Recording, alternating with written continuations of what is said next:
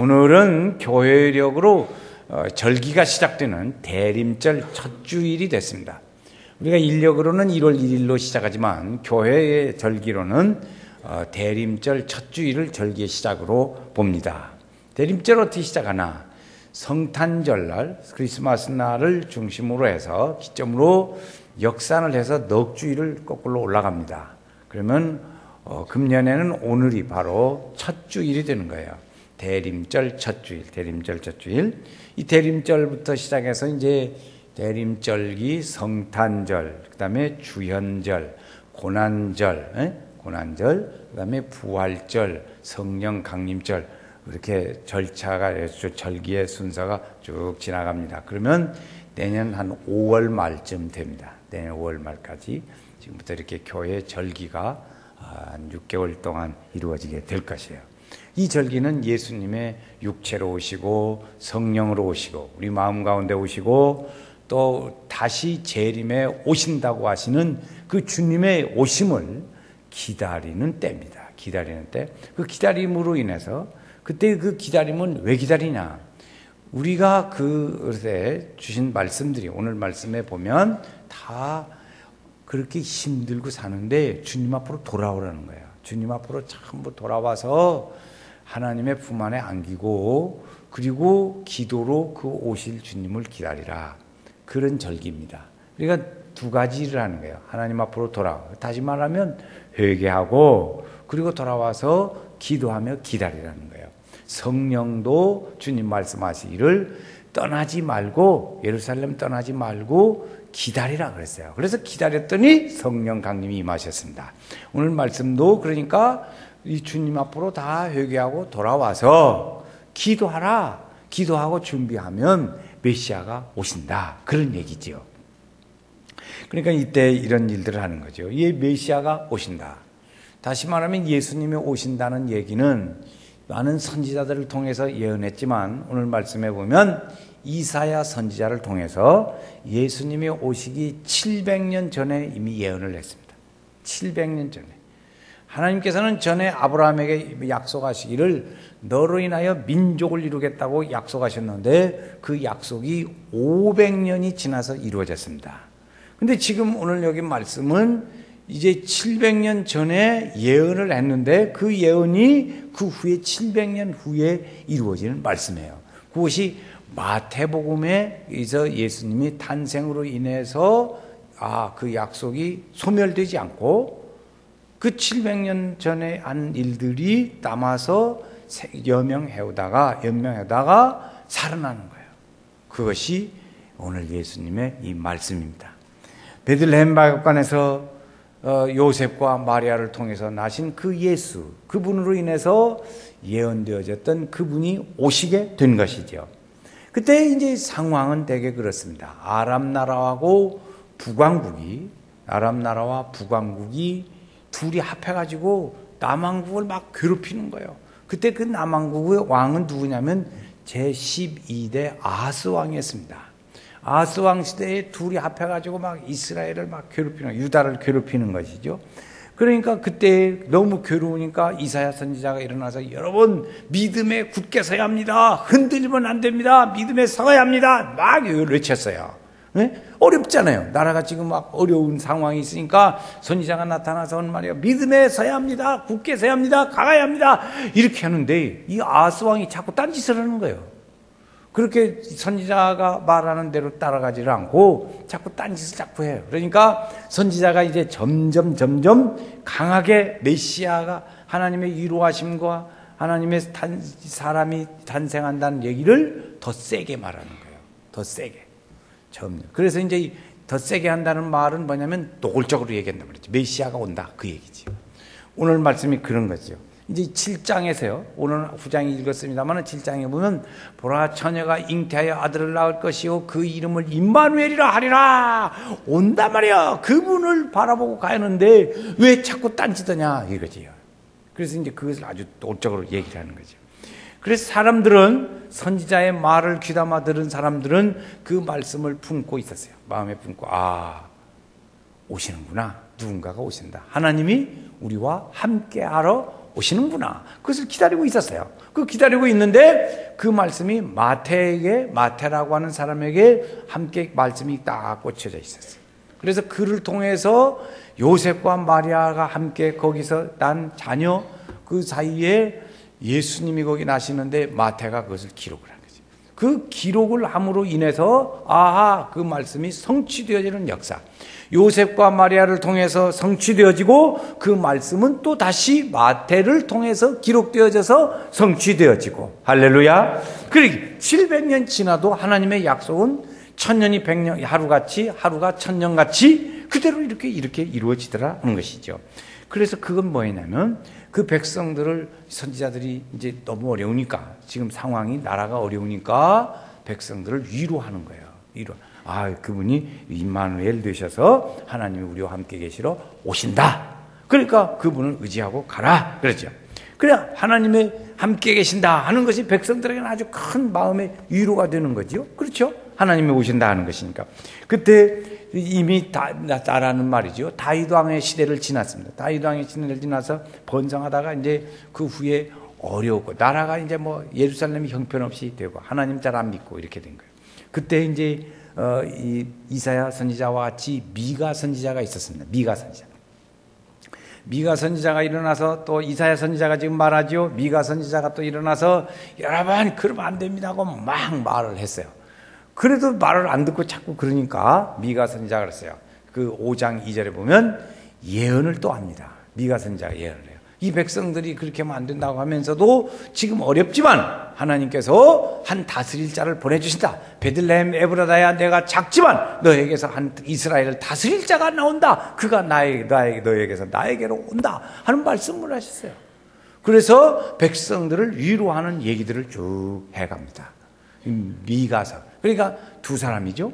이사야 선지자를 통해서 미가 선지자를 통해서 그런 얘기를 쭉 해서 그래서 백성들에게 온 이스라엘 백성들이 하나님을 의지하고 돌아오게 하고 그의 품 안에 안기게 하는 일을 했어요. 그 오시는 분이 누구냐? 그분이 곧 메시아다 이런 거예요. 할렐루야. 네, 한번 같이 메시아다 시작. 메시아가 그분이 우리를 구원할 자다. 그러니까 그분을 바라봐야 한다. 딴짓하지 말고 그분 봐야 한다. 그렇게 해야 돼. 믿음 생활 소홀히 하고 하나님 중심이 아니고 딴짓하고 그렇게 하고 그러면 안 돼. 하나님 의지하고 가야 돼요. 여러분 이렇게 가요. 그걸 쫙 이렇게 얘기를 하다 그래도 안 들으니까 할 수 없이 한 사람이 나타나게 된다. 그분이 오신다 하는 그런 얘기를 했습니다. 그때 지금 나라 전체적으로는 지금 어떤 상황이냐면 팔레스타인 지역에 이제 그 외부에서 오는 그 투쟁이 있어요. 외부와 세력과 쳐들어오려고 하니까 싸워야 하잖아요. 그 이제 맞싸우려니까 힘들어. 외부적으로, 국제적으로 또 사회적으로 아주 어려워요. 나라 안으로는 또 하나님 안 섬기니까 복잡해. 그래서 나라가 상당히 좀 어려워지는 거죠. 또 나라는 지금 어떤 상태였냐면 이제 신약에 와서 보면 로마가 다스리는 때였습니다. 로마가 다스릴 때는 이렇게 세 단계였어요. 이스라엘 전체를 다스리는 헤롯 대왕이 있고 두 번째는 갈릴리 지역을 다스리는 분봉왕 헤롯이 있고 그 다음에 재판을 하는 빌라도 총독이 있었어요. 그런데 헤롯 대왕이 이 로마에 가서 로비를 잘해가지고 자기가 그 나라를 다스리는 대왕이 됐어요. 이를 잘 다스리는. 그런데 그건 잘했는데 이 사람이 정신적으로 불안한 거야. 누가 또 나를 이렇게 해서 이 나라를 또 어지럽게 할까? 그게 불안하고 거기다가 또 이 헤롯 대왕이 정신분열증이 함께 있었어요.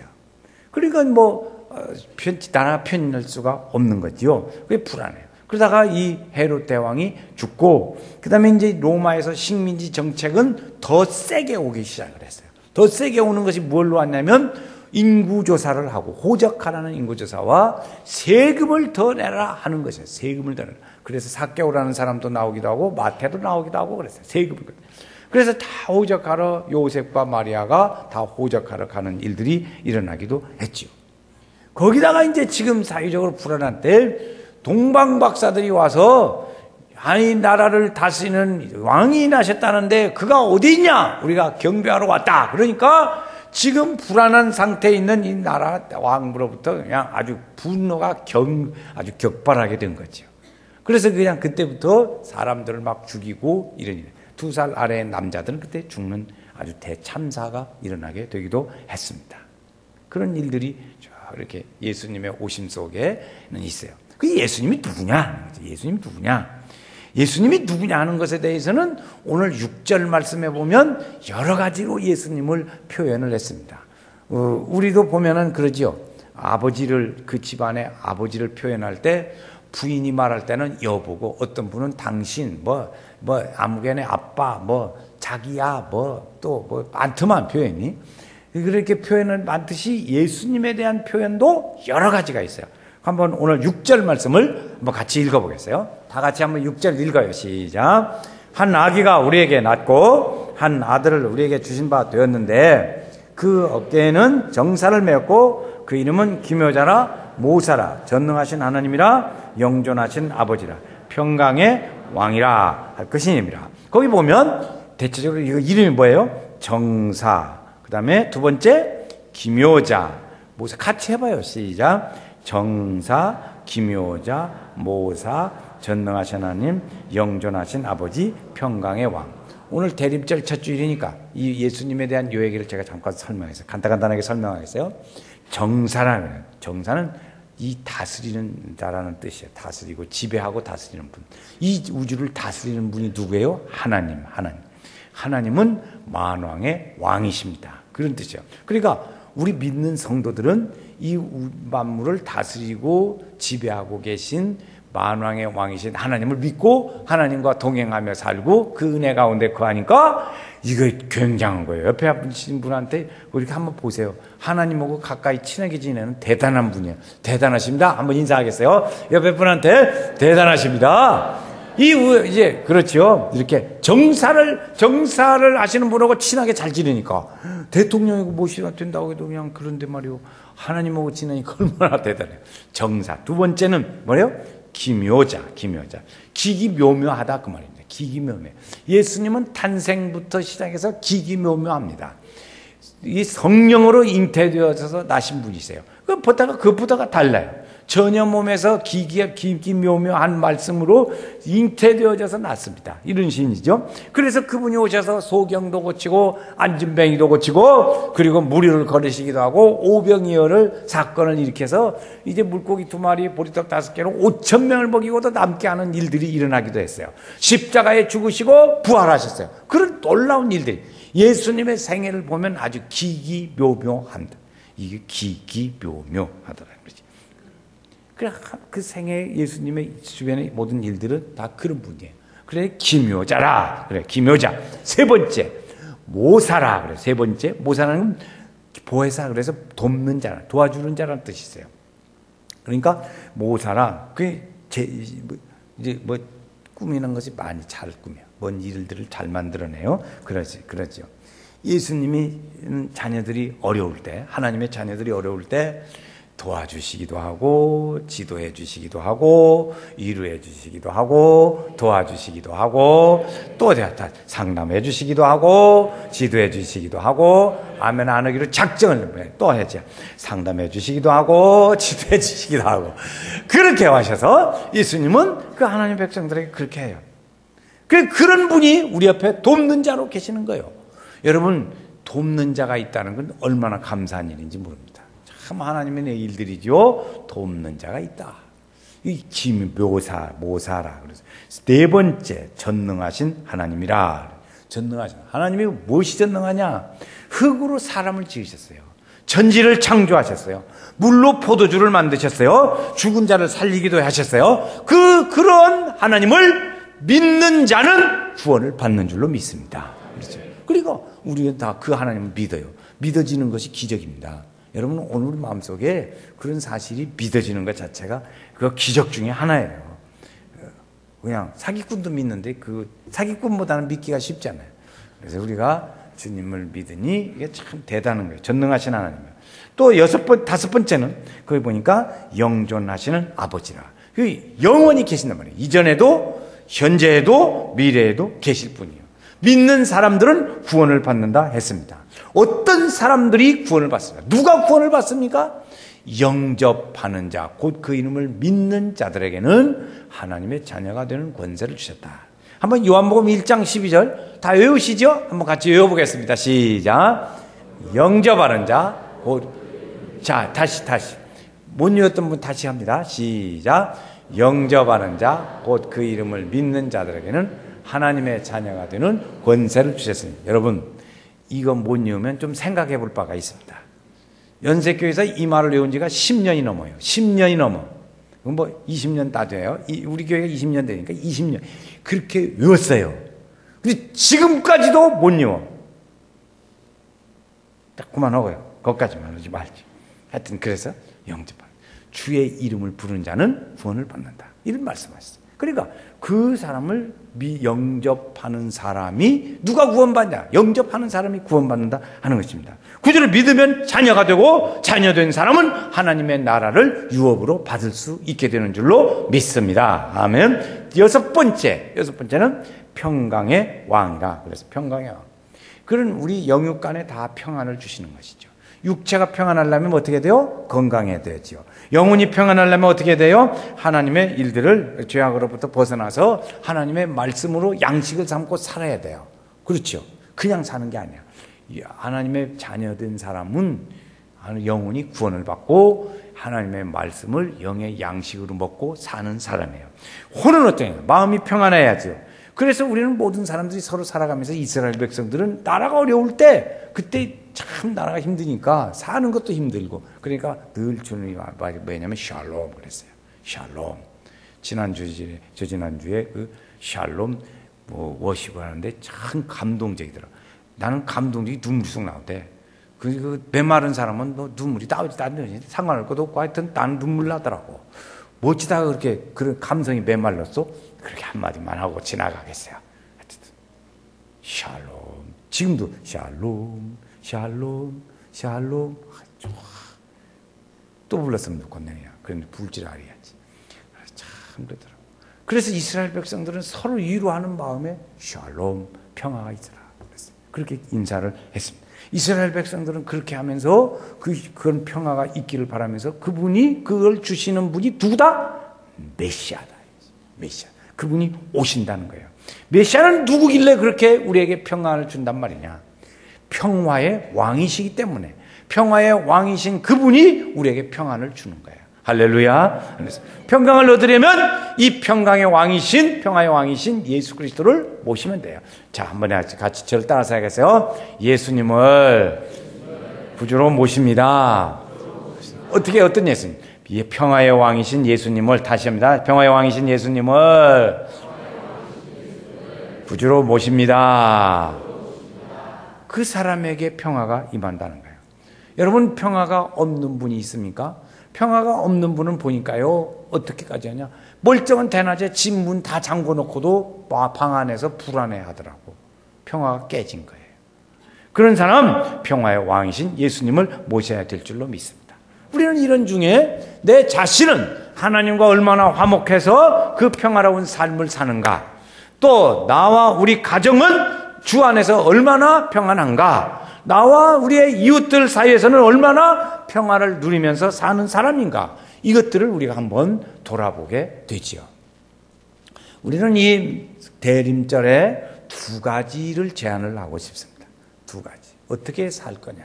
우리 대림절에 어떻게 살 거냐? 첫 번째는 믿음으로 살잖아요. 믿음으로. 한번 찬송이 있어요. 믿음으로 사는 자는 하늘 위로 받겠네. 무슨 일을 만나든지 만사형통하리라. 무슨 일을 만나든지 만사형통하리라. 할렐루야. 아멘. 40살이 넘은 사람은 여러분 지금 살고 있는 신앙생활하며 살고 있는 것이 하나님 축복해야 돼요. 지금 하는데 너무 부족하다. 그러면 열심히 하나님 신앙생활 잘 하시기 바랍니다. 축복의 줄을 잘 잡아야 돼요. 하나님의 축복의 은혜의 줄을 잡아야 여러분 그 은혜의 축복의 삶이 되는 거예요. 40살 넘으면 그때부터 봐야 그 사람이 정말 축복의 사람인가 아닌가를 안다는 것인데, 그러려면 지금 내가 40살 넘었다. 그러면 지금 생각해 보시라고요. 내가 믿음 생활은 진짜 잘하고 있는가? 우리 가정은 믿음으로 살고 있는가? 이걸 검사해 봐야 돼요. 점검해 봐야 돼요. 그 내가 어디가 부족하면 그걸 보충하셔요. 보충해서 이제 마지막 주님의 대림절에 우리가 그걸 다 채워가지고 잘 살아요. 정말 내가 이렇게 잘 사는가? 정말 축복의 사람으로 살고 있는가? 이것은 우리가 한번 생각해 볼 필요가 있어요. 40세가 안 됐다. 그 준비 잘 하세요. 40세 될 때까지 준비 잘 하셔가지고 축복해. 40세가 저는 기준으로 보니까. 우리 성도님들 저한테 그 말을 듣고 많은 분들이 저한테 얘기해요. 목사님 진짜 40살 되어봐야 알겠더라고요. 그 얘기. 40살 넘은 사람은 지금 사는 현주소가 믿음 생활하면서 축복의 길을 사는 현주소가 지금 그렇게 축복의 길로 가야 되고 아직 서로 40살이 안 된 사람은 그렇게 준비를 잘해서 40세가 넘어지면 그 축복의 길로 가는 사람으로 살아야 돼요. 믿음으로 사는 자는 하늘이로 받겠네. 믿음으로 살아야 돼요. 주님의 말씀과 약속과 구원과 생명과 이런 것이 흔들림 없이 우리가 믿음으로 가야 돼요. 온전케 하시는 이 예수를 바라보자. 예수를 바라보자. 그 주님의 오심을 바라보고 갈 때 하나님의 축복의 은혜의 역사가 있어요. 저는 우리 성도들이 그렇게 살아가기를 바랍니다. 두 번째, 믿음으로 살고, 첫 번째는 믿음으로 살고, 두 번째는 인내로 살아야 돼요. 오늘 말씀의 교훈에서 보면 인내로 살아야 된다는 것이죠. 온 세상이 다 변한다고 할지라도 우리는 믿음은 변치 않아야 돼요. 믿음이 변하면 안 돼요. 믿음이 변치 않도록 해요. 끝까지 인내하며 살아야 합니다. 성경에 보면 인내한 사람들이 있어요. 어떤 사람이 있냐? 시므온이라는 제사장이 있어요. 시므온이라는. 예수님의 탄생과 함께 시므온이라는 제사장이 있었는데 나는 이제 늙어서 죽을 것 같다. 그런데요, 하나님 말씀하셨어요. 시므온, 그대는 메시아를 볼 때까지 죽지 않을 거야. 그런 말씀하셨어요. 그래가지고 나중에 이 아이를 안고 예수님을 안고 오니까 그가 안고 하는 말이었어요. 야, 내가 내 생전에 그렇게 바라던 메시아를 내가 안고 보다니, 아기를 안고 보다니 내가 이제는 죽어도 여한이 없다 그랬어요. 그 기다린 세월, 80세가 넘도록 기다린 세월. 또 안나라는 사람이 있어요. 그 사람도 열심히 하나님을 기다려서 80세가 넘도록 기다리다가 주님을 만나는 일들이 일어나게 되기도 했어요. 그러니까 우리는 끝까지 믿음으로 인내하며 살아야 될 줄로 믿습니다. 하나님께서 그 공로를 갚아주실 것이죠. 주님은 우리에게 다시 오신다고 말씀했어요. 지금 다시 오신다고 또 우리는 이 현대에 사는 우리에게는 주님이 다시 오신다고 말씀해요. 다시 오실 때는 두 가지 일을 하십니다. 하나는 하나님의 나라를 완성시키는 일을 하실 거예요. 하나님의 나라. 그래서 주님이 다시 오시면 우리의 구원이 완성되는 때예요. 완성되는 때. 두 번째, 예수님이 오셔서 때는 뭐더냐? 너희가 행한 대로 내가 갚아주리라. 마태복음 16장 27절 말씀이에요. 그래서 우리에게 행한 대로 갚아주셔서 그 일을 하죠. 천사와 함께 올 텐데 그때 내가 갚아줘. 그러니까 우리는 이 믿음의 생활에 적당히 믿음 생활 하지 말고 열심히 믿음 생활 잘해서 이제 마지막 상을 받는 거예요. 우리 연세교회는 마지막 때 상 받는 게 우리의 믿음의 목표입니다. 믿음의 목표. 왜 예수 믿는 목표가 뭐예요? 구원 받으려고 믿어요. 구원 받았어요. 구원 받은 다음에 목표가 뭐예요? 그건 믿음 생활 잘해서 마지막 생명의 면류관, 의의 면류관, 영광의 면류관, 썩지 않는 면류관 받기까지 가는 거예요. 이것이 우리의 목표예요. 목표. 할렐루야. 면류관 쓰고 상 받기까지, 면류관 쓰고 상 받기까지, 면류관 쓰고 상 받기까지 뒤돌아서지 않겠네. 할렐루야. 믿음에 이 뒤돌아서지 않게 거기에서 하늘의 상 받는, 우리 연세교회 목표는 그거예요. 우리 연세교회 공동체는 하늘의 상 받는 게 목표예요. 그걸 보러 오늘 또 향해 가는 거예요. 그래서 이렇게 하나님 은혜로 가야 됩니다. 이렇게 갈 때 하나님께서 붙잡아 주시고 이루시고 소망으로 가는 거예요. 예언한 그분이 말이죠. 예언했던 그분이 오시기는 절기예요. 700년 전에 오셨던 그분이 이제 마태복음에 기록되어져서 오신 것처럼 말이죠. 마리아와 요셉과 마리아를 통해서 그 가정에 오셨던 것처럼 그분이 오실 절기예요. 그분이 오늘 우리 가정에도 오셔야 하고 교회도 오셔야 하고 직장에도 오셔야 하고 우리는 그분을 기다리며 믿음으로 기다리며 살면서 기다려야 돼요. 한 사람이 사업차 멀리 외국으로 떠나게 됐어요. 그래서 가족들이 이제 마지막에 가족들이 모여서 얘기를 합니다. 어린 애기들 녹여놓고 아빠가 이제 좀 있다가 상당히 시간이 좀 걸릴 것 같아. 그래 애기들이 물어보는 거예요. 아빠가 보고 싶은데 아빠 그럼 언제 오세요? 물었어요. 아빠가 어떻게 대답하면 좋을까? 그러다가 얘들아 지금 나뭇잎을 보면 다 파랗지? 녹색이지? 아 그렇죠. 그런데 아빠가 올 때는 나뭇잎이 울긋불긋하고 그리고 떨어질 때 그때쯤 되면 올 거야 그랬어요. 그랬더니 그 자녀들이 친구들에게 동네 나가 놀면서 얘기해요. 우리 아빠는 울긋불긋하고 나뭇잎이 떨어질 때 그때면 오신다 그랬어요. 그래서 잘안 그랬어요. 근데 어느 시간이 지나서 가을이 되고 나뭇잎이 울긋불긋해요. 그래서 잎이 떨어져. 그러니까 그 애기들이 만세를 부르면서 야 만세 우리 아빠 오신다. 오늘 우리의 믿음의 성도들이 기다릴 게 뭐냐면 그렇게 아빠를 기다리는 마음처럼 주님을 기다리는 우리의 마음의 자세가 되어야 할 줄로 믿습니다. 우리가 믿음으로 그리고 기다림으로 인내하면서 기다릴 때 우리의 믿음을 주님 앞으로 다시 추스리고 열심히 생활로 믿음의 생활 우리 믿음을 다스리 추스려야 돼. 야 이제 이 인력으로는 금년의 마지막 한 달을 이제 내일부터 맞이하게 될 거예요. 교회력으로는 시작이 되는 거예요. 주님의 오심을 맞이하면서 우리는 기다려. 내 믿음을 더 열심히 믿음 생활 잘해서 우리의 주님의 오심을 맞이하고 그리고 환영하고 그래서 떳떳하게 주님을 맞이하고 주여 오시옵소서. 주여 오시옵소서. 주님의 오심을 우리 가정의 믿음을 환영하면서 하나님의 축복의 은혜의 삶이 우리 성도들 가정에 충만하게 되시기를 주의 이름으로 축원합니다.